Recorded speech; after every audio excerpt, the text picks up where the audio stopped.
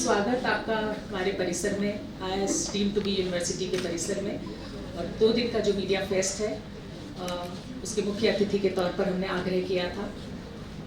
प्रफुल्ल जी organiser magazine weekly magazine है, देश भर में पहुंचती है, इसका सर्कुलेशन है और one of the oldest I think weeklies में से एक मैगज़ीन है। मीडिया फेस्ट जो 2 दिन का हम लोग ऑर्गेनाइज कर रहे हैं, ये एक आयोजन होता है, हर साल का एक सालाना आयोजन है बुद्धा के नाम से, जिसमें हम कोशिश करते हैं कि मीडिया के जगत के जो प्रोफेशनल्स हैं, पेशेवर लोग हैं, वो आपसे आके रूबरू हों और उसके साथ ही मीडिया की जो प्रचलन है, अभी जो मौजूदा चुनौतियां हैं, उसकी हम बात करते हुए सारे इंस्टीट्यूशंस जो हैं उनको एंगेज करें, नई पीढ़ी को एंगेज करें कि मीडिया की स्किल्स, मीडिया का कौशल, उससे सबका परिचय हो और आपस में एक मेलजोल की भावना के साथ हम लोग कैसे कंट्रीब्यूट कर सकते हैं, उस भावना के साथ में हम लोग ये मीडिया फेस्ट 2 दिन का करते हैं।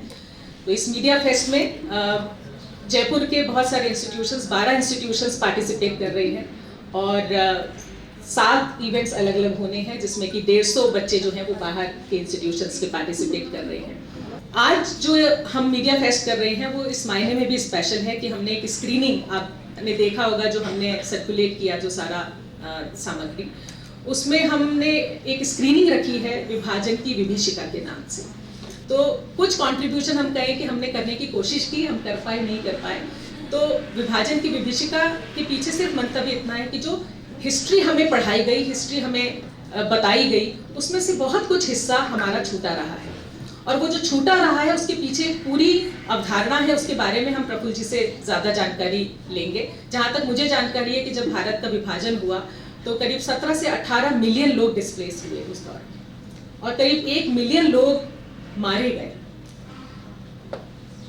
Women were raped, even pregnant women were raped. और वो जो कहानियां जब आप सुनेंगे, क्योंकि मैंने जब ये फिल्म देखी थी, मेरी प्रेरणा वहीं से आई कि जब मैं अहमदाबाद में जब इस फिल्म का मंचन हुआ पहली बार, अवार्ड मिलने से पहले की शायद बात है ये, और जब मैंने देखी तो मुझे लगता है कि उस ऑडियंस में बैठे हुए हम कोई भी लोग आंसू नहीं रोक पाए थे अपने।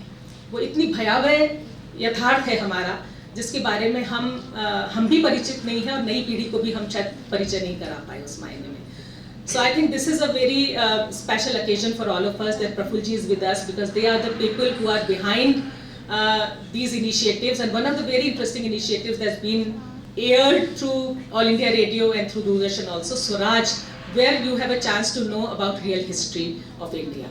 So I would urge all of you that please be attentive and take full advantage of this opportunity of people like Prafull ji who are with us, because they are the people who are driving force how India should be represented across the globe, how we should lead our youth through academia, through profession and as citizens of India. So Prafull ji, फिर से बहुत-बहुत स्वागत आपका। Respected Shipra ji, other faculty members, office bearers of this esteemed institution, and dear young students. It is always good to come back to academic institution, simply because I come from academic background. My entire training, I'm a non-journalistic journalist, basically trained in international politics and strategic studies from JNU, and worked for a long time in various think tanks and policy institutions. But simultaneously, was associated with various media initiatives. Started as a field investigator during elections, to covering UN Security Reforms Council in New York. So I covered that kind of genre in media.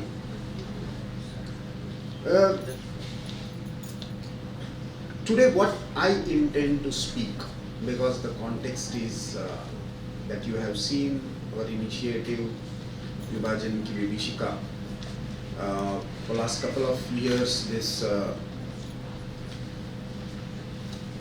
Remembrance Day of partition horrors is being commemorated by Government of India.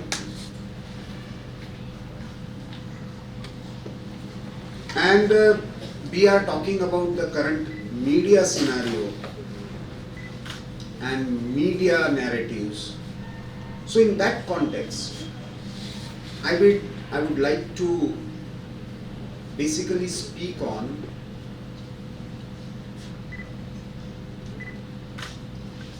peeping through history to build a future, the role of media.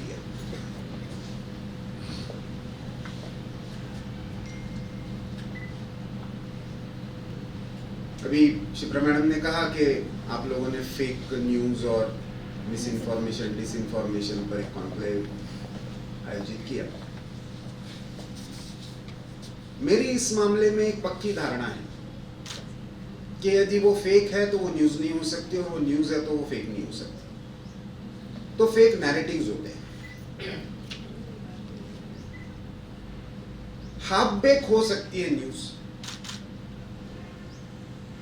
उसमें शायद आधी अधूरी जानकारी हो, पूरी ना हो, अर्ध सत्य हो सकता है, ओपिनियनेटेड हो सकती है, लेकिन न्यूज़ फेक नहीं हो सकती। तो as a media person we should be very clear what we are talking about. मैं मानता हूं कि आज का मीडिया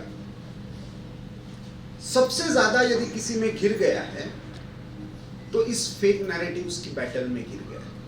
और उसमें से एक बड़ा नैरेटिव जो है वो इससे जुड़ा है कि हम कौन है, हम कौन थे,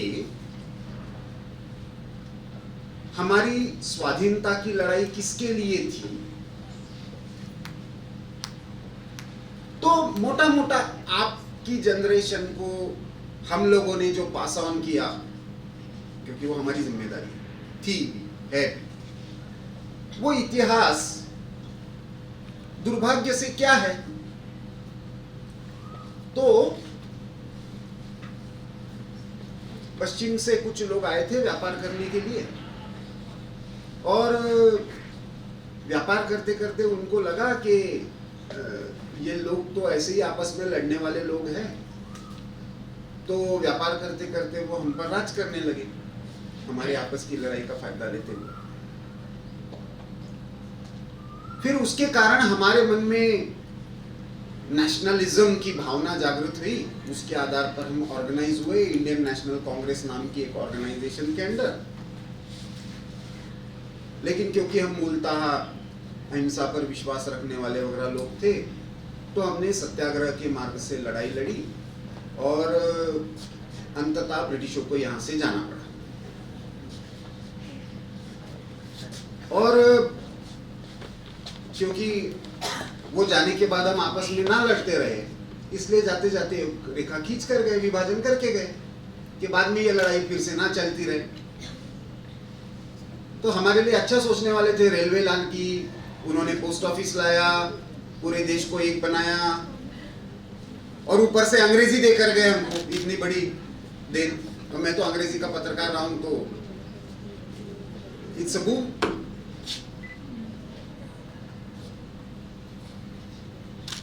क्या सही में ये था क्या? तो मैं कुछ आप लोगों को एक्सरसाइज भी देकर जाऊंगा। एक एक्सरसाइज तो आपको ये करनी है कि पूरे वर्ल्ड का मैप लेना है, और उस मैप में आपको ये ड्रॉ करना है कि यूरोप से कौन कब निकला और विश्व के कौन से हिस्से में कब पहुंचा। सिंपल एक्सरसाइज है, मैप लेकर करना है,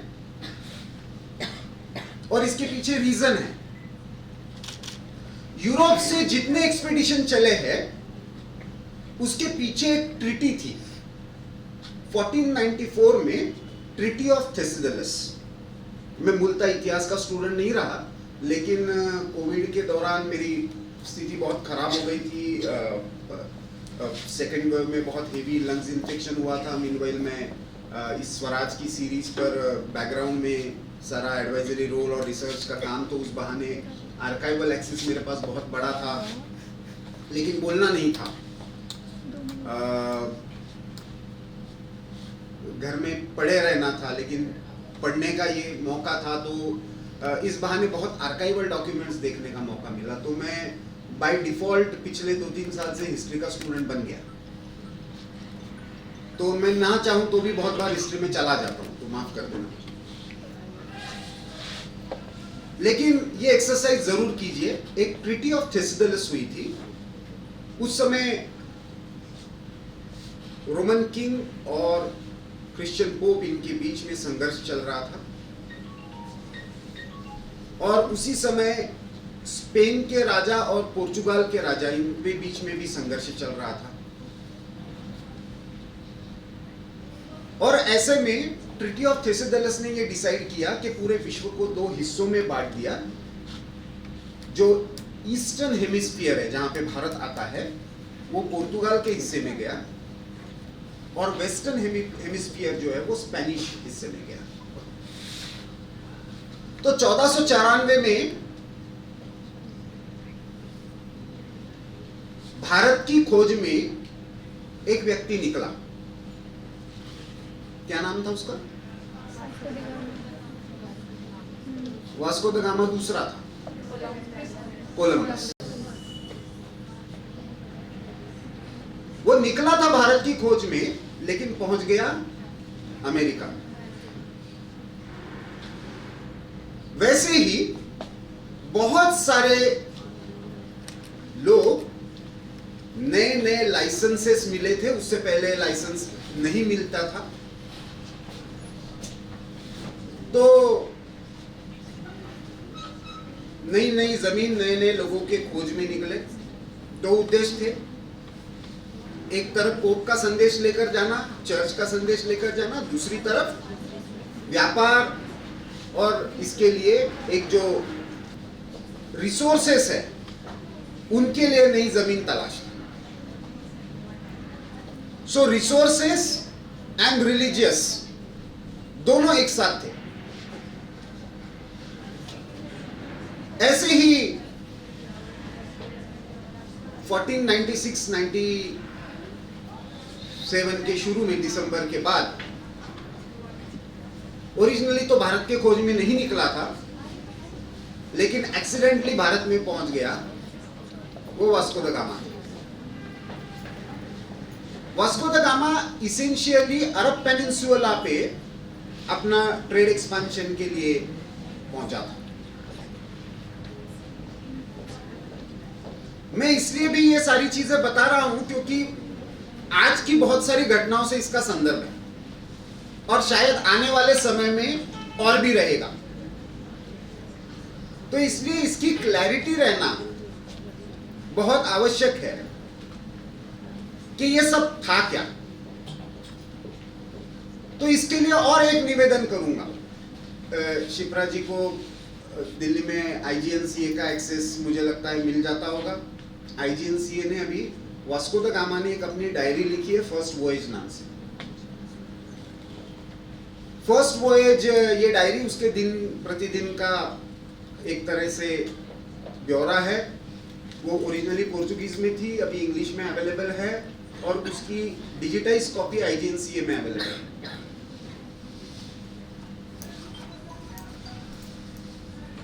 तो वो लिखता है मुझे भारत के कौन कौन से जहाज दिखे, कितने भारत के व्यापारी रास्ते में मिले, क्योंकि हम मान के चलते हैं ना, भारत तो व्यापारी नहीं करता था।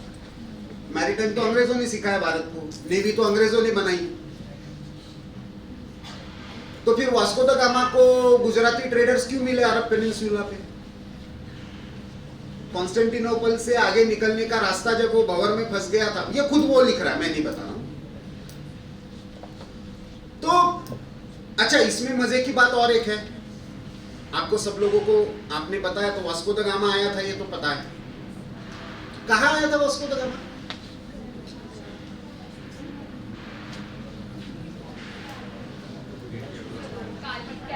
कैलिकट में आया था, वेरी गुड। कौन था राजा उस समय वहां का?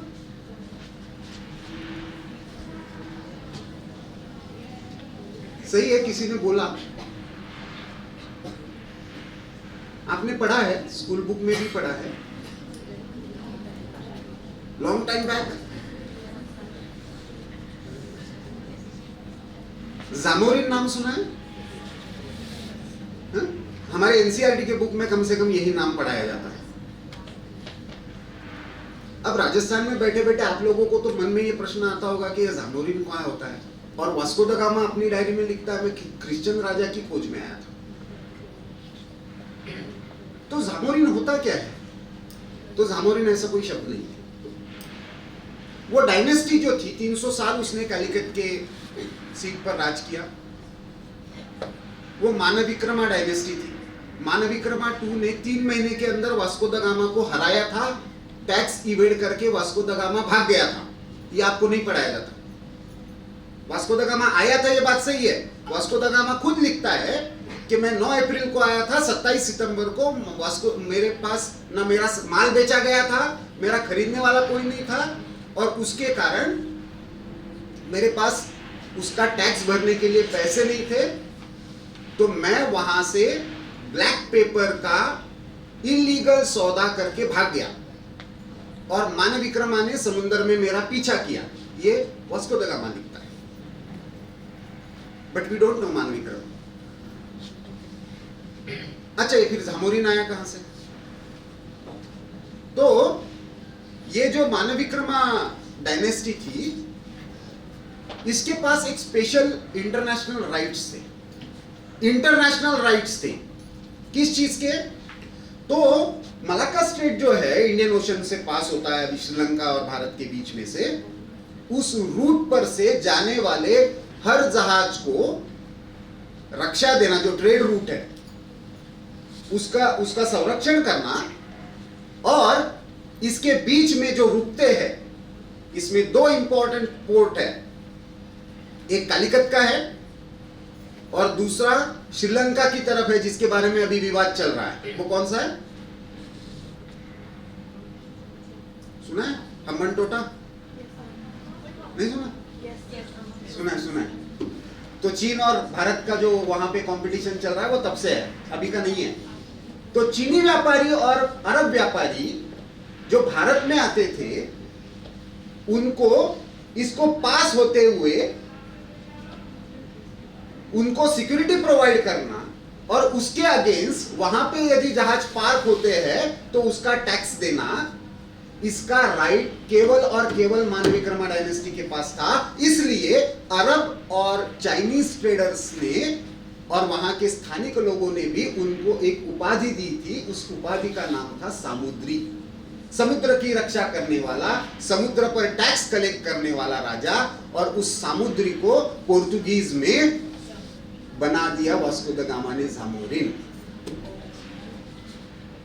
हम आपको अभी भी जामोरिन ही पढ़ा रहे हैं, ना हमको सामुद्री पता है ना हमको मानविक्रमा पता है। तो एक मिथ तो बस्ट हो जाता है कि भारत का समुद्र से कोई संबंध नहीं था, हमको व्यापार करना नहीं आता था, हमारे पास जहाज नहीं थे, हम तो सिक्योरिटी प्रोवाइडर थे। जहाज नहीं थे तो सिक्योरिटी कैसे प्रोवाइड करते थे? अच्छा, दूसरी हमारी मानसिकता बनी, हम तो गरीब थे। गरीब थे तो ब्रिटिश डॉक्यूमेंट के हिसाब से भारत का लगभग 16वीं शताब्दी के अंत तक, 17वीं शताब्दी के मध्य तक पूरे वैश्विक व्यापार में, ग्लोबल ट्रेड में हिस्सा ये 25% का था। यदि हम गरीब थे तो 25% ग्लोबल ट्रेड जीडीपी हमारा कैसे था? उससे भी मजे की बात यह है कि वास्को द गामा जब मानविक्रमा के दरबार में पहुंचता है तो वो अपने राजा की तरफ से उसके लिए कुछ गिफ्ट लेकर आता है, और वो गिफ्ट जब लेकर आता है तो उसमें कुछ वहां का सुपर फाइन, जिसको वो मानते थे ऐसा कपड़ा था, एक तलवार थी, वो सारी घटनाक्रम उसने लिखा है। एक कुछ सोने का तार था, उसका एक कॉइन था। अब वो उसमें हिम्मत ही जुटा रहा था कि मैं इसको कब, मेरे राजा के तरफ से जो मिला आया है, लेकर आया हूं, मैं इसको कब दूं। तब राजा कुछ इशारा करता है और उसका जो सेवक है उसके लिए एक पान का थाल लेकर आता है और वो प्योर गोल्ड का बना होता है। उसको देखकर उसकी आंखें अचंभित रह जाती है। इस बीच में जब वो समुद्र किनारे से इसके दरबार तक आता है तो बीच में एक मंदिर में रुकता है। मंदिर जैसा उसको कुछ दिखता है। उसने जो ड्रॉ किया हुआ पिक्चर है अपनी डायरी में, वो एक माता और बालक का पिक्चर है। तो वो उसको मदर मेरी लाइक कहता है। जब उसको हम उस समय के कैलिकट दरबार के डॉक्यूमेंट से वेरीफाई करते हैं तो ये ध्यान में आता है कि वो तो कृष्ण और देवकी का मंदिर था। तो साउथ में कृष्ण का कुछ लेना देना नहीं था, ये भी मिथ बस्ट होता है।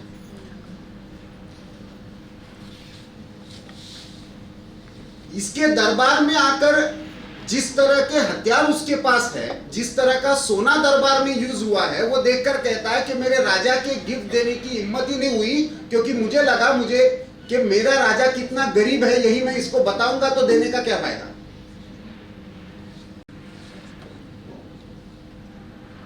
और ऐसी असंख्य कहानियां हैं। मैं तो केवल कुछ मिथ्स को लेकर केवल बात करूंगा। तो हम गरीब थे, यह भी मिथ टूटता है, क्योंकि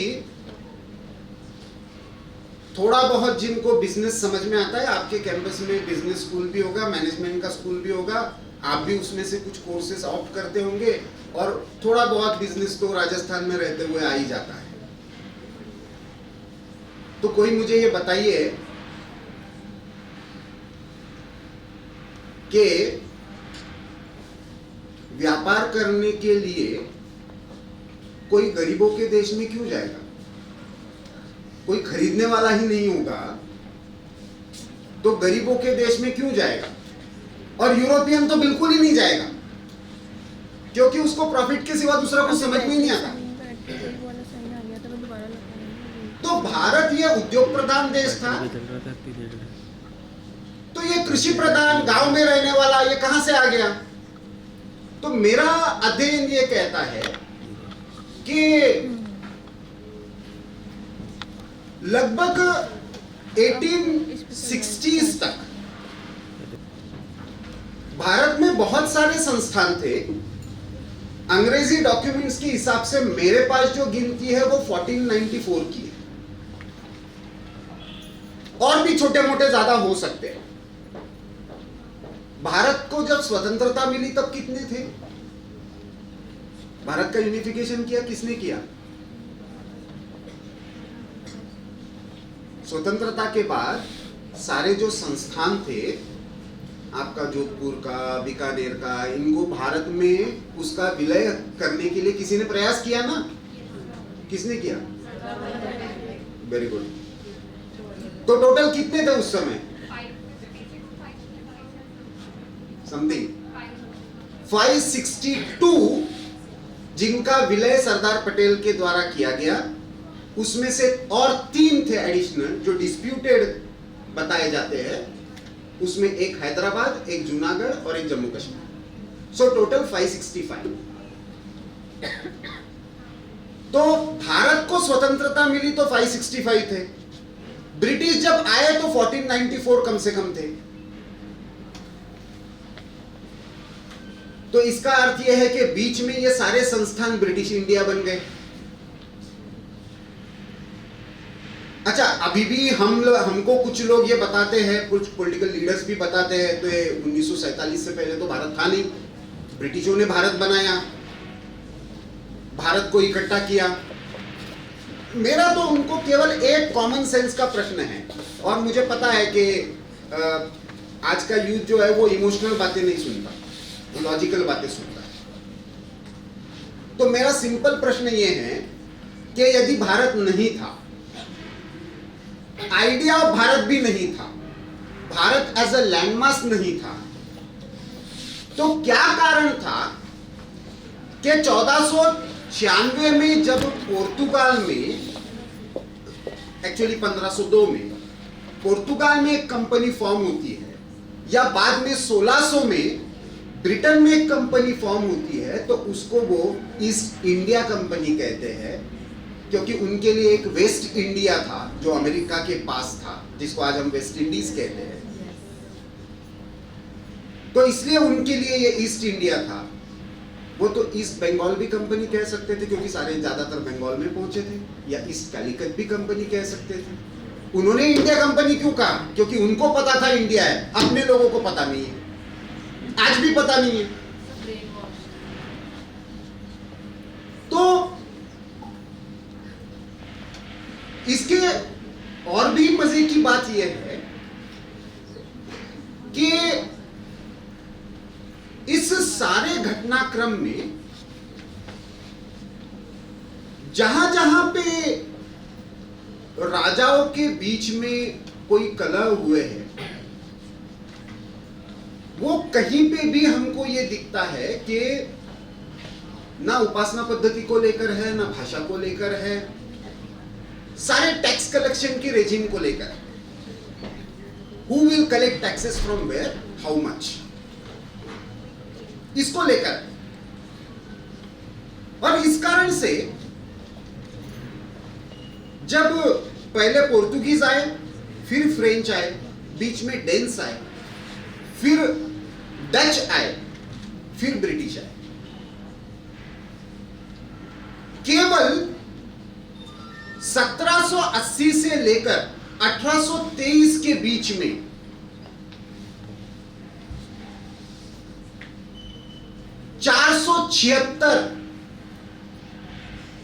छोटी मोटी बैटल्स भारत में इन यूरोपियंस के विरोध में भारतीय लोगों ने लड़ी, और सबने कॉमन स्पिरिट के साथ लड़ी, पूरे भारत भर में लड़ी है।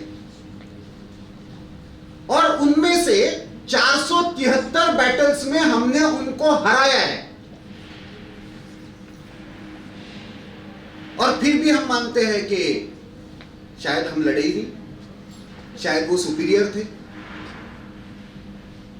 हम ये देखते हैं कि 1857-58 के बाद लगभग 1870 तक भारत में ऐसा ही मास माइग्रेशन हुआ टुवर्ड्स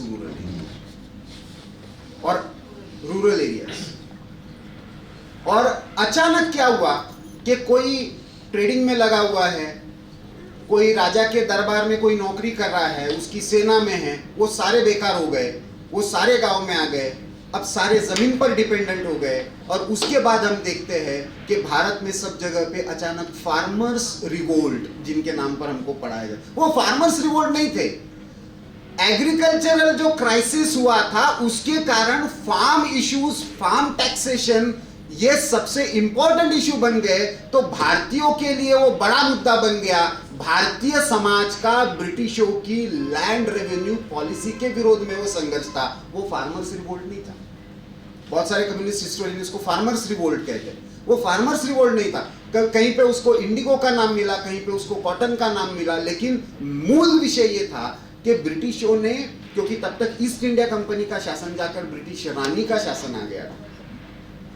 भारत के इतिहास में सबसे गौरवपूर्ण बैटल यदि कोई रही है, 2 बैटल्स महत्वपूर्ण रही है, दुर्भाग्य से हमारे पुस्तकों में कहीं पे उसका उल्लेख नहीं है। एक बैटल रही है 1597-1598 में, शिवगंगा की रानी है वेलु नचियार, विजयनगर के साम्राज्य से उसका एफिलिएशन था। और उसने पहली बैटल ऐसी है 1796, जिसमें उसने एक महिला क्वीन ने, जिसके दोनों सेनापति अनुसूचित जाति से, शेड्यूल कास्ट से आते थे, मरुद पांडियन ब्रदर्स उनको कहा जाता है, जिसने लैंड वॉर में ब्रिटिशों का डिसाइसिव डिफीट की थी, जिसके बाद वो शिवगंगा की तरफ गए ही नहीं। हमको टीपू तक सिखाया जाता है जो हारा, लेकिन वेलु नाचियार नहीं सिखाई जाती, वो जीती। वैसे ही दूसरी महत्वपूर्ण बैटल है जो केवल भारत के संदर्भ में महत्वपूर्ण नहीं थी, यूरोपियन पॉलिटिक्स के संदर्भ में महत्वपूर्ण थी, वो 1843 की थी, जिसको बैटल ऑफ कोलाचल कहा जाता है। अगेन आपने शायद नाम भी ना सुना हो तो, लेकिन उसका एक एपिसोड हमने बनाया है महाराजा मार्तंड वर्मा का। वो एपिसोड दूरदर्शन पर भी अवेलेबल है, ऑल इंडिया रेडियो के शायद पॉडकास्ट वाला जो ये है उस पर भी अवेलेबल होगा। Martand Verma was a great warrior, great strategist. पहला ऐसा वॉर है भारत का जो साइमल्टेनियसली पानी में और जमीन पर लड़ा गया, और डच जो फॉर्मिडेबल फोर्स, इनफैक्ट ब्रिटिशों से भी फॉर्मिडेबल फोर्स मानी जाती थी इन्फेंट्री में भी और नेवल फोर्स के रूप में भी, उसको साइमल्टेनियसली मार्तंड वर्मा ने 1843 में कोलाचल की बैटल में हराया। और वो हराना इतना डिसाइसिव था कि पूरे एशिया की पॉलिटिक्स से डच बाहर हो गए, फिर से एशिया में कहीं पे भी डच टिक नहीं पाए, और वो इतना कमजोर हो गए कि यूरोप में भी उनकी साख खत्म हो गई। इतना डिसाइसिव डिफीट था। तो दूसरा अर्थ इसका यह है कि भारत का समाज लगातार लड़ा, मिलकर लड़ा, जो जहां जहां पे जब पहुंचता गया उसके विरोध में लड़ता गया। 1857 तक उनका प्रभाव पूरे भारत में हो गया था, इसलिए उसका रिएक्शन भी पूरे भारत में दिखता है। इंटरेस्टिंगली 1857 की मीटिंग जो है वो 1855 में हुई थी, हरिद्वार में कुंभ था, उसमें हुई थी। भारत की कोई ऐसी बैटल नहीं है जिसमें कोई मठ, मंदिर, साधु, सन्यासी इनका रोल ना हो। अब और एक मीथ है, क्योंकि ये एक मेनली गर्ल्स स्टूडेंट्स का इंस्टीट्यूशन है, इसलिए और भी ज्यादा हाईलाइट करना चाहूंगा। हम सब लोग मानते हैं कि ब्रिटिश आए तब महिलाओं की स्थिति बहुत खराब थी, सब लोग सती जा रही थी, कोई शिक्षा का अधिकार नहीं था। मद्रास प्रोविंस का 1798 टू 1813 के एजुकेशनल डॉक्यूमेंट्स है। एक पुस्तक और आपको पढ़नी है, मेरी पहली एक्सरसाइज अभी बाकी है, वो पूरी करूंगा मैं अंत में। और एक पुस्तक है जिसका कंपलसरी रीडिंग आपको करना चाहिए, उस पुस्तक का टाइटल है ब्यूटीफुल ट्री। आचार्य धर्मपाल जी ने लिखी है, बहुत बड़े गांधीयन थे, लेकिन बाद में यूजीसी के चेयरमैन बने। अंत में उनको नेहरू जी ने जेल में भी डाला, नेहरू की एजुकेशन पॉलिसीज को क्वेश्चन करने के कारण। तो वो पहले ऐसे व्यक्ति है कि जिन्होंने ब्रिटिश डॉक्यूमेंट्स के आधार पर भारत को 17वीं और 18वीं शताब्दी का भारत समझने का प्रयास किया, और लगभग 4 लाख ओरिजिनल डॉक्यूमेंट्स का उन्होंने स्टडी किया ब्रिटिश आर्काइव्स में बैठकर लंदन में। तो उस समय के जो कलेक्टर्स थे उनके सारे रिपोर्ट्स के आधार पर वो कहते हैं कि भारत में 97% एनरोलमेंट रेशो था, मद्रास प्रोविंस में 1798 में। जब 1813 तक आते हैं तो वो 74% तक रह गया। इसमें इर्रिस्पेक्टिव ऑफ कास्ट और जेंडर सारे कोर्सेस में स्टूडेंट्स थे। 1835 के बाद मैकोले और ट्रेवलियन की जब रिपोर्ट आती है, चार्ल्स ट्रेवलियन उसका ब्रदर इन लॉ था, उस समय वो मद्रास प्रोविंस का बाद में गवर्नर भी बना। लॉन्गेस्ट सर्विंग ऑफिसर भारत में एक था जो चार्ल्स ट्रेवलियन था। उसने एक पुस्तक लिखी है 1838 में। आचार्य धर्मपाल जी की मैंने पुस्तक बताई ब्यूटीफुल ट्री, वैसे ही 1838 की बुक है, बहुत इंपॉर्टेंट है, चार्ल्स ट्रैवलियन ने लिखी है, इंग्लिश एजुकेशन इन इंडिया, जिसमें वो ये जस्टिफाई करता है कि भारत में अंग्रेजी शिक्षा क्यों लानी चाहिए। और केवल लाता नहीं है, उसके कारण और एक चीज करता है, सडनली एक आदेश जारी करता है कि कल से भारत में सारे जहां जहां पे ब्रिटिशों का राज है वहां पे ऑफिशियल गवर्नमेंट करस्पॉन्डेंस की, सरकारी नौकरी पाने की और सरकार का अनुदान जिनको मिल रहा है ऐसे स्कूलों की भाषा अनिवार्य रूप से अंग्रेजी होगी। अब जैसे मान लो मेरे मन में अचानक से आया और मैंने डिक्लेयर कर दिया कि आज से राजस्थान की भाषा कंपलसरी चाइनीज होगी, तो क्या होगा? क्या होगा? What will be the repercussion? Immediate repercussion क्या होगा?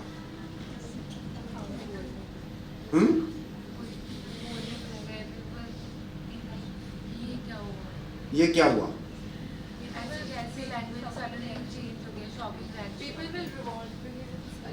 That will be the reaction. But immediate repercussion क्या होगा? Immediate repercussion is from the next moment all of you will turn illiterate because you can't read or write Chinese. Bharat जो अशिक्षित बना, जो 97% enrolment Bharat की स्वतंत्रता मिलते मिलते 37% पर आ गया था, और आज हम कहते हैं कि नहीं 78% की लिटरेसी है, और लिटरेसी का मतलब अपना नाम लिखना है, ABCD पढ़ना है, ये ब्रिटिश पैरामीटर्स थे।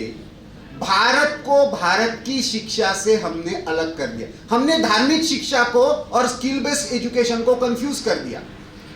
धार्मिक एजुकेशन में डिस्क्रिमिनेशन था, वो एक किसी जाति के पास हुई होगी, लेकिन जो स्किल बेस्ड एजुकेशन था वो इररिस्पेक्टिव ऑफ कास्ट और कम्युनिटी था। इनफैक्ट मल्लापुरम डिस्ट्रिक्ट में 74% एनरोलमेंट ये मुस्लिम गर्ल्स का है उस समय भी।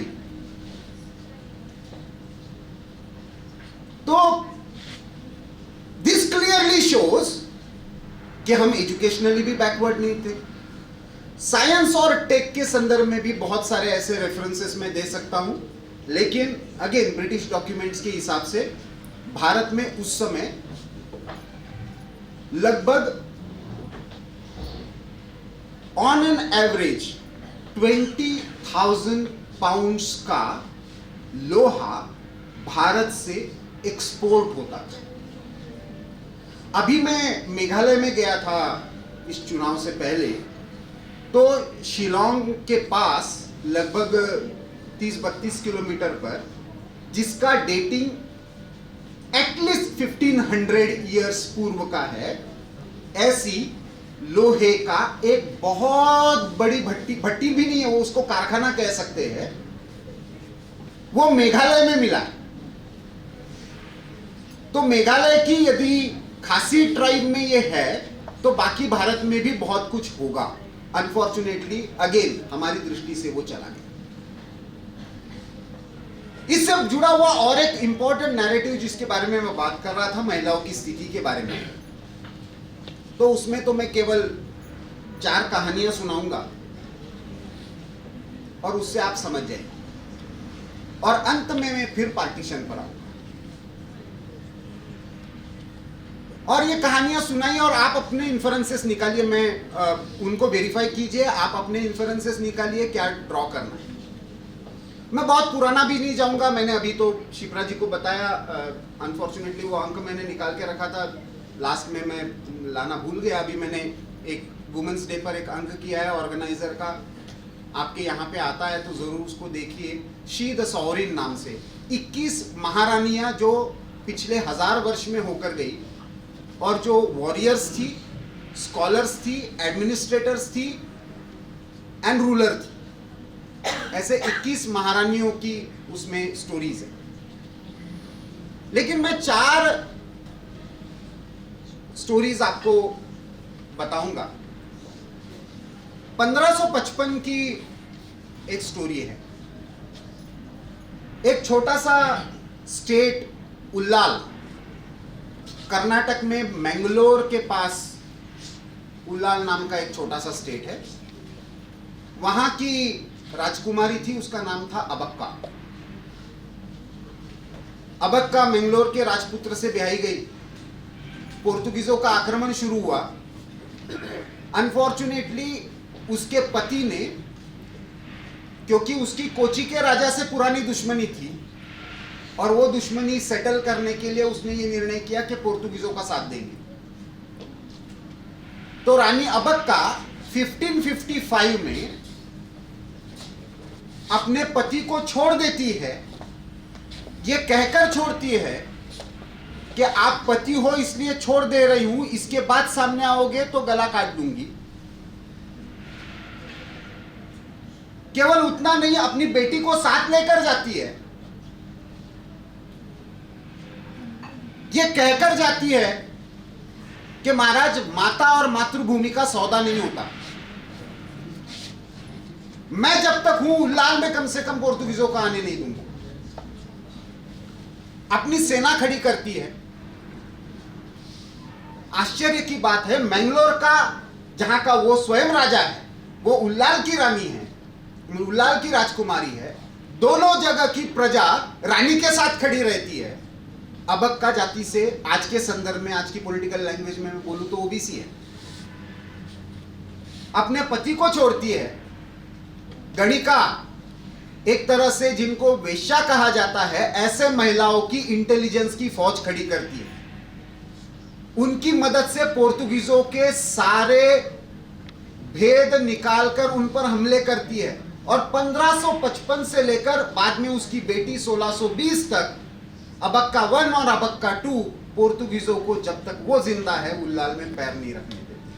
और वो केवल पैर नहीं रखने देता ऐसा नहीं, पूरी कर्नाटका कोस्ट से पोर्तुगीजों को उस कारण ये छोड़ना पड़ता है और पोर्तुगीज गोवा तक सीमित हो जाते हैं, थैंक्स टू अबक्का।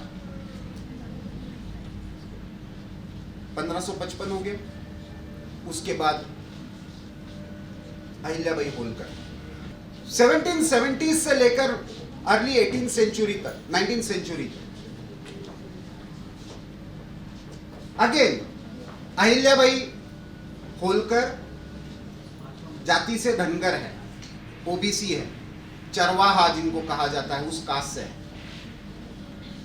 जब वो प्रत्यक्ष महारानी बनती है तो विधवा है। उनके ससुर खुद कहते हैं कि इस राज्य को तुम्हारी आवश्यकता है, तुम सती नहीं जाओगी। पूरा समाज उसके साथ खड़ा रहता है। आज का ग्रैंड ट्रंक रोड, आज का काशी विश्वनाथ मंदिर, आज का 80 घाट, आज का महाकालेश्वर मंदिर, यहां से लेकर केरल के पद्मनाभा टेम्पल तक जीर्णोद्धार का काम करने वाली रानी अहिल्याबाई होलकर अपने स्टेट के बाहर जाकर भी एडमिनिस्ट्रेटिव डिसीजन ले रही है, डेवलपमेंट प्रोजेक्ट कर रही है। बल्कि उज्जैन से लेकर काशी तक की जितनी वाटर बॉडीज है उनके रिवाइवल का, रिस्टोरेशन का सारा काम जो है वो अहिल्याबाई का है। किसी समाज ने नहीं ये पूछा कि तुम तो विधवा हो, इस जाति के हो, तुम हमारी महारानी कैसे हो सकती। तीसरा उदाहरण मैंने वेलु नाचियार का उदाहरण दिया है। वेलु नाचियार जब रानी बनती है शिवगंगा की तो वो भी विधवा है। उसके दोनों सेनापति अनुसूचित जाति से। विजयनगर साम्राज्य के 65 राजाओं को वो इकट्ठा करती है 1796 में, 97 में। 1801 तक, मतलब ब्रिटिशों के बैटल के बाद सारे राजा उसके नेतृत्व में इकट्ठा होते हैं। 65 princely states come together under her leadership. एक विधवा रानी के, उसके अनुसूचित जाति के, शेड्यूल कास्ट के सेनापतियों के नेतृत्व में आते हैं, एक रिजोल्यूशन पास कराते हैं। वो रिजोल्यूशन आज भी शिवगंगा के मंदिर में तेलुगु में और तमिल में और संस्कृत में इंस्क्राइब्ड है। अब ये शिवगंगा की रानी थी, ये तो कह सकती थी कि ये शिवगंगा डिक्लेरेशन है, या विजयनगर भी कह सकती थी क्योंकि विजयनगर से जुड़े हुए सारे राजा थे। या आज की पॉलिटिक्स की भाषा में कहूं तो द्रविडियन डिक्लेरेशन कहना चाहिए था उसको। साउथ इंडियन तो कह ही सकती थी। वो डिक्लेरेशन पारित कराती है और उसको नाम देती है जम्बूद्वीप डिक्लेरेशन। वो कहती है हिमालय से हिंद महासागर तक पूरे भारत की रक्षा करने का जिम्मा हमारा है, और ये जो लड़ाई है ये अभी आपस की नहीं है, टैक्स कलेक्ट करने की नहीं है, हमारी सभ्यता पर है, हमारी संस्कृति पर है, हमारे मंदिरों पर है, इसलिए इकट्ठा होकर लड़ना है। उसका रिजोल्यूशन पारित कराती है।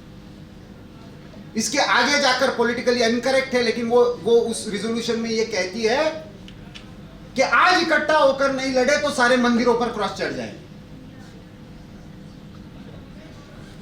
और उस पर राजा इकट्ठा आ जाते हैं सारे, और एक विधवा औरत के नेतृत्व में आते हैं।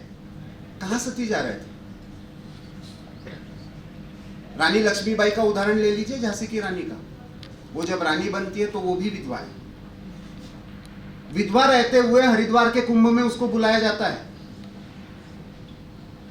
तात्या टोपे उसको लेकर जाते हैं, सेना का नेतृत्व करती है, 2 साल के बच्चे को पीठ पर बांधकर करती है, ब्राह्मण रहते हुए लड़ती है, और कोई ये नहीं पूछता तुम हमारी रानी कैसे हो गई। Then why did we accept these narratives कि हमको आज भी जाति में, भाषा में हमारे महापुरुषों को, हमारे नेताओं को, हमारी राजनीति को समझाए बिना हमको समझ में ही नहीं आती, और मीडिया में ये हमने नैरेटिव एक्सेप्ट कर लिया, और वैसा ही पार्टीशन का है। 1947 में पार्टीशन हुआ, ये तो सबको पता है। उससे पहले भी भारत का पार्टीशन हुआ था। कब हुआ था? Which was the year?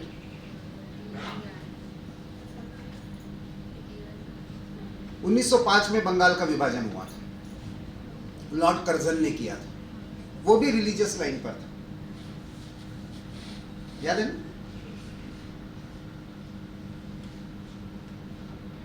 एक ही प्रोविंस डिवाइड हुआ था, हिंदू मुस्लिम आधार पर हुआ था, एडमिनिस्ट्रेटिव कन्वीनियंस के लिए हुआ था। वो तो कोई सेपरेट स्टेट भी नहीं बनने जा रहा था। ब्रिटिशों के अंडर ही एक हिंदुओं का प्रोविंस और एक मुसलमानों का प्रोविंस बनने जा रहा था। भारत का संपूर्ण हिंदू और मुस्लिम समुदाय इकट्ठा होकर इसके विरोध में लड़ा, पूरे भारत में लड़ा, तमिलनाडु से लेकर जम्मू कश्मीर तक सब जगह आंदोलन चले। उसका नेतृत्व 3 लोगों ने किया। उनका नाम क्या था? वेरी गुड,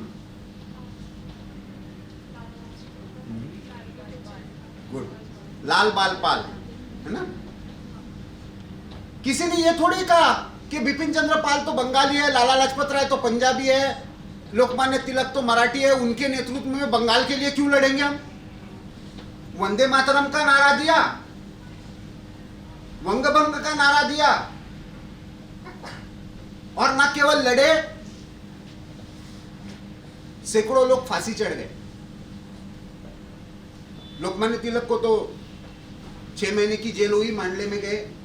मुझे यहाँ पे राजस्थान में क्या पढ़ाया जाता है पता नहीं, महाराष्ट्र में जब तक मैं पढ़ा हूँ मराठी में, तब तक तो हमारी पुस्तकों में म्यांमार नाम का देश नहीं था। भारत के सारे प्राचीन संदर्भों में उस एरिया को आज के नॉर्थ ईस्ट के मिलाकर उल्लेख है ब्रह्मदेश, और इसलिए मांडले में तिलक गए या वहां से सुभाष चंद्र बोस अपनी सेना को लेकर आए तो उन लोगों को स्वागत करने में कुछ नहीं लगा, क्योंकि वो भी भारत की आजादी के लिए लड़ रहे थे। वो तो स्वतंत्रता के बाद हम ब्रह्मदेश को भूल गए, वो बर्मा बन गया, बर्मा से वो म्यांमार बन गया, लेकिन फिर भी 1960 में गाना बनता है मेरे पिया गए रंगून, वो रंगून ब्रह्मदेश में है। वो फार डिस्टेंस है, लेकिन वो आउट ऑफ इंडिया नहीं है। वो लड़ाई वो भी भारत की स्वतंत्रता के लिए लड़ रहे थे। जो भी भारत से निकलकर भागकर जा रहा था वो नेपाल में शरण रह रहा था, क्योंकि सबसे ज्यादा गतिविधियां नेपाल से चल रही थी। 1923 तक आज जिसको हम श्रीलंका कहते हैं, वो श्रीलंका एक कमिश्नरेट हुआ करती थी जिसका एडमिनिस्ट्रेटिव ऑफिस चेन्नई मद्रास हुआ करता था। तो हमने केवल पाकिस्तान नहीं खोया, हमने ये सब भी खोया। लेकिन उससे भी इंपॉर्टेंट ये है, मन में मेरे जो प्रश्न आता है, और as a media person we need to ask this question again and again, कि 1905 में बंगाल का पार्टीशन होता है, लाल बाल पाल के नेतृत्व में लोग लड़ते हैं,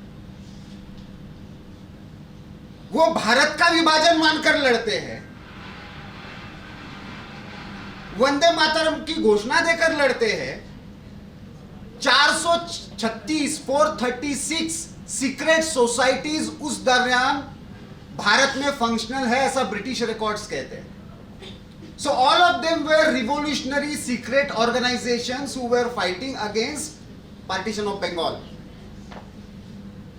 कहां पे सत्याग्रह था? उस समय तो कांग्रेस स्प्लिट हो रही थी, मॉडरेट से या एक्सट्रीमिस्ट है, उसमें तिलक के नेतृत्व में जाना है, अरबिंदो के साथ जाना है, या दादा भाई नौरोजी और गोपाल कृष्ण गोखले के साथ रहना है, ये विवाद चल रहा है 1906-7 में। और उस समय बंगाल के विभाजन पर पूरा देश इकट्ठा खड़ा हो रहा है लाल बाल पाल के नेतृत्व में। उसके पैरेलल 436 ऑर्गेनाइजेशंस काम कर रही है, अनुशीलन समिति उसका नेतृत्व कर रही है, और उसका दबाव इतना बनता है कि पुणे में ब्रिटिश ऑफिसर्स के मर्डर्स होते हैं, कलकत्ता में ब्रिटिश ऑफिसर्स के मर्डर्स होते हैं, लंदन में जाकर तक इंडिया हाउस में सावरकर अपना आंदोलन चलाते हैं। 1911 में ब्रिटिशों को विभाजन वापस लेना पड़ता है। केवल विभाजन वापस नहीं लेना पड़ता, ब्रिटिशों को अपनी राजधानी कलकत्ता से दिल्ली शिफ्ट करनी पड़ती है। इतना वो डर जाते हैं कि इसके आगे कलकत्ता में नहीं रह सकते। यदि ये सब था और 6 साल में हमने केवल बंगाल का विभाजन वापस ले लिया, तो हमसे आधा पंजाब निकल गया, आधा सिंध निकल गया, बॉम्बे प्रोविंस डिवाइड हुआ, फिर हम 1947 में लड़ना क्यों भूले? क्या हो गया ऐसे 25 वर्ष में? मैं मानता हूं भारत की भारतीयता को खोने के ये 25-30 वर्ष है, जहां पे we have lost the sense, mentally we became slaves, we mentally got colonized by the Britishers. हम ब्रिटिश प्रिज्म से अपने आप को देखने लगे, और आज भी हम वो देख रहे हैं। क्योंकि 1940 से पहले ना हम भाषा के आधार पर लड़े हैं, ना 1940 से पहले हम रिलीजन के आधार पर लड़े। तो ऐसा क्या हो गया कि भारत के, अच्छा, उस समय की पत्रकारिता ये स्वतंत्रता आंदोलन थी, उस समय का नाट्य ये स्वतंत्रता आंदोलन था, वहां के फेस्टिवल ये स्वतंत्रता आंदोलन था, वहां के मठ मंदिर ये स्वतंत्रता आंदोलन था। अदरवाइज भारत में, महाराष्ट्र और कर्नाटक में तो गणेश जी का घर घर में 10 दिन का ये होता था, अपने अपने अनुसार सब करते थे, लेकिन उसका स्वरूप सार्वजनिक नहीं था, कलेक्टिव नहीं था। लेकिन जैसे पॉलिटिकल एक्टिविटीज पर आया तो गणेश फेस्टिवल कलेक्टिव हो गया।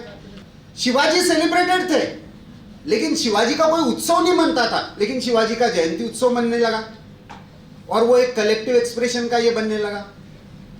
वंदे मातरम कम्युनल कैसे हो गए? अचानक 1925 के बाद, 23 के बाद अचानक हम अपने आप को भाषा के आधार पर डिवाइडेड क्यों देखने लगे? 1930-40 के बाद इनके उत्तर हम ढूंढेंगे तो बहुत सारे प्रश्नों के आज के उत्तर हमको मिलेंगे। Unfortunately we have lost that treasure, we have forgotten what we were, and that's why we are not able to। मजे की बात देखिए ना, 1949 में हमारा संविधान फाइनल जब हो रहा था, 2 दिन तक डिबेट चला, भारत के संविधान में सेक्युलरिज्म ये शब्द रखना है या नहीं रखना है। फाइनली 27 अक्टूबर को ये डिसीजन हुआ कि equal respect for all religions is India civilisational Ethos, कि सारे उपासना पद्धतियों का सम्मान जो करना है ये हमारी सभ्यता है, उसके लिए हमको पश्चिम के सेक्युलरिज्म की संकल्पना की आवश्यकता नहीं है। और इसलिए उन्होंने ये निर्णय लिया कि ये सेक्युलरिज्म शब्द हम संविधान में नहीं रखेंगे। 1975 में जब पूरा अपोजिशन जेल में था, तब सेक्युलरिज्म शब्द संविधान में आया, क्योंकि आज के सारा पॉलिटिकल डिबेट उसके अराउंड रिवॉल्व होता है, इसलिए मैं सिर्फ उसका रेफरेंस दे रहा हूं आपको। ये 2 लास्ट एक्सरसाइज बता के फिर मैं अपनी बात समाप्त करूंगा। तो एक बार आपको ये डॉक्यूमेंट करना है, 1949 अपना संविधान स्वीकृत हुआ, सब 26 नवंबर को 26 जनवरी को लागू हुआ। वहां से लेकर 26 मार्च को इमरजेंसी लागू हुई और उसके बाद 26 मई को, और उसके बाद इमीडिएटली 42nd अमेंडमेंट आया और सेक्युलरिज्म ये शब्द डाला गया। तो 49 to 75 भारत में कितने कम्युनल क्लैशेस हुए और 75 से आज तक कितने हुए? पार्टीशन का बैकग्राउंड था, हिंदू मुस्लिम रिलेशन स्ट्रेन थे, फिर भी संविधान स्वीकृत होने के बाद, भारत में लोकतंत्र की स्थापना होने के बाद 1949 से लेकर 1975 तक कितने हिंदू मुस्लिम दंगे हुए, इसका एक डॉक्यूमेंटेशन कीजिए। और 75 से लेकर आज तक कितने हुए उसका ये विश्लेषण कीजिए। आपको ध्यान में आएगा जब हमारे संविधान में सेक्युलर शब्द नहीं था तब हम ज्यादा शांतिपूर्ण थे, जब से सेक्युलर शब्द आया है तब से दंगे ज्यादा बढ़े। अंतिम जहां से मैंने शुरुआत की थी, फिर से एक बार भारत का, पूरे विश्व का मैप सामने लाइए। यूरोप से कौन कब निकला था और कहां कब पहुंचा, इसका मार्किंग कीजिए। और वो मार्किंग करने के बाद आपको ये ध्यान में आएगा कि उस समय वहां पे कौन थे, ये भी पता कीजिए। तो आपको ये ध्यान में आएगा कि कनाडा से लेकर लैटिन अमेरिका होते हुए, अफ्रीका होते हुए, ऑस्ट्रेलिया, न्यूजीलैंड तक, सब जगह पे उस समय की जो भी सभ्यताएं थी, जो भी जनजातियां थी, जो भी ट्राइब्स थे, वो सारे नष्ट हो गए, उनका अस्तित्व समाप्त हो गया, वो पूरी तरह से कॉलोनाइज्ड हो गए। अमेरिका के रेड इंडियंस म्यूजियम में मिलते हैं अमेरिका में रहने वाले एक्चुअली आज यूरोपियंस हैं। ऑस्ट्रेलिया में रहने वाले जो ट्राइब्स है उनको तो 2 साल पहले वहां के प्रधानमंत्री माफी मांग चुके हैं।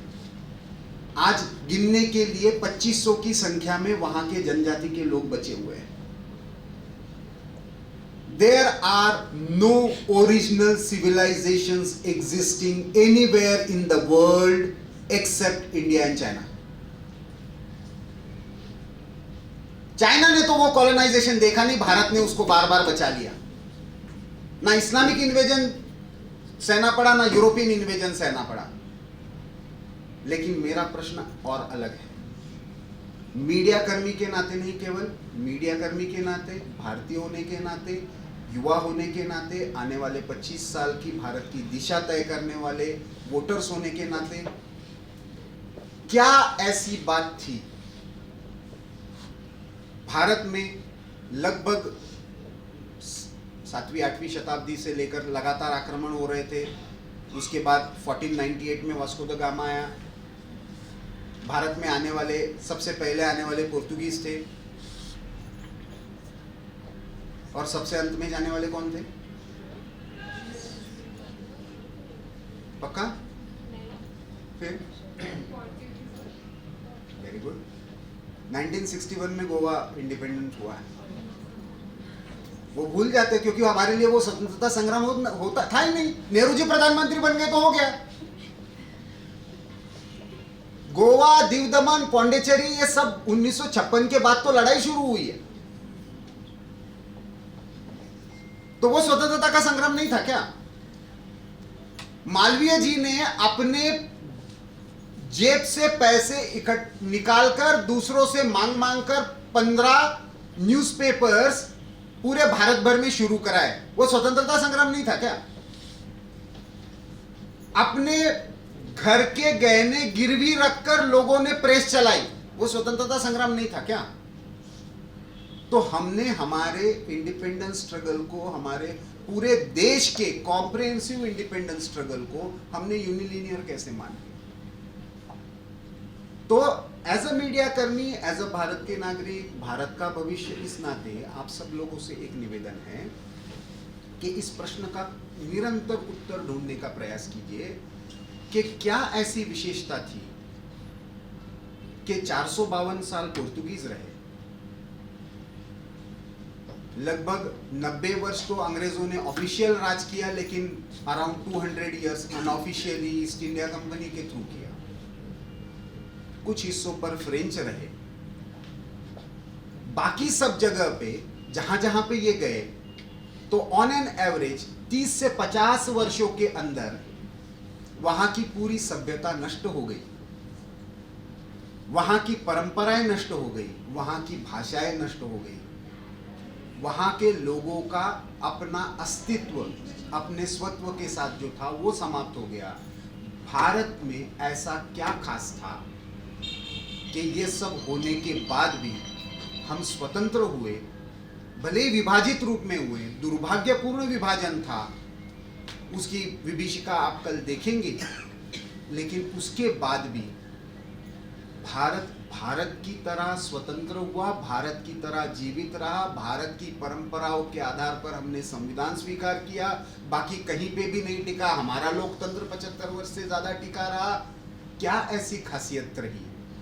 उस खासियत को लोगों के सामने लाना, इन मिथकों को तोड़ना, उसके आधार पर हमको हमारी दृष्टि से देखने की प्रेरणा समाज को देना, हमारे समस्याओं का हल भारत की दृष्टि से ढूंढना, ये हमारा पत्रकारिता का उद्देश्य होता है। तो मैं मानता हूँ कि जब हम विविधा का पत्रकारिता का उत्सव मना रहे हैं, मीडिया फेस्ट मना रहे हैं, तो उस मीडिया फेस्ट का अर्थ ये भी होना चाहिए कि उस उत्सव के प्रति, उस विविधा के प्रति, उस डाइवर्सिटी के प्रति हमारा सम्मान। लेकिन उस डाइवर्सिटी के संबंध में एक ही वाक्य आपको कहूँगा कि बहुत बार हमको ये पढ़ाया जाता है कि वी हैव डाइवर्स कल्चर्स।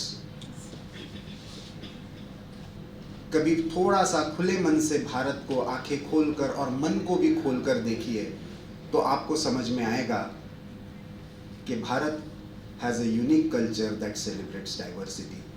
उस डाइवर्सिटी के सेलिब्रेशन की जो यूनिकनेस है, उसके पीछे का जो एकत्व है, उसको समाज के सामने लाना, ये हमारा कर्तव्य है। उसको समझते हुए यदि हम अपने पत्रकारिता को, हमारे मीडिया उत्सव को, हमारी विविधता के पीछे की डाइवर्सिटी, लेकिन उसके पीछे का फिर भी एकत्व, इसको यदि हम समझते हैं, उस यूनिटी को बरकरार कर रखते हुए डाइवर्सिटी को सेलिब्रेट करना सीखते हैं, तो मैं मानता हूँ सही मायने में हम अपने पत्रकारिता धर्म को निभा रहे हैं। अपने स्वतंत्रता संग्राम में केवल स्वराज नहीं था, स्वराज पॉलिटिकल इंडिपेंडेंस उसका केवल एक हिस्सा था। उसमें जो स्वधर्म था, उसमें जो स्वदेशी थी, उसमें जो स्वभाषा थी, उसमें जो अपनी संस्कृति थी, उसके लिए स्वराज था। वो स्वराज तो मिल गया, बाकी चीज़ें अभी पूरी तरह से हुई नहीं है। उसको पाने के लिए ये उत्सव मनाना है, उसके लिए हमारा प्रोफेशन शार्पन करना है, हमारे स्किल शार्पन करने हैं। इस मानसिकता को हम आगे बढ़ाते हैं तो मैं मानता हूँ आने वाले समय में हम फिर से जो हमने खोया है उसको पुनः आज के संदर्भ में प्रस्थापित करने के लिए अपना अपना योगदान देंगे। ऐसी हम सबको प्रेरणा मिले।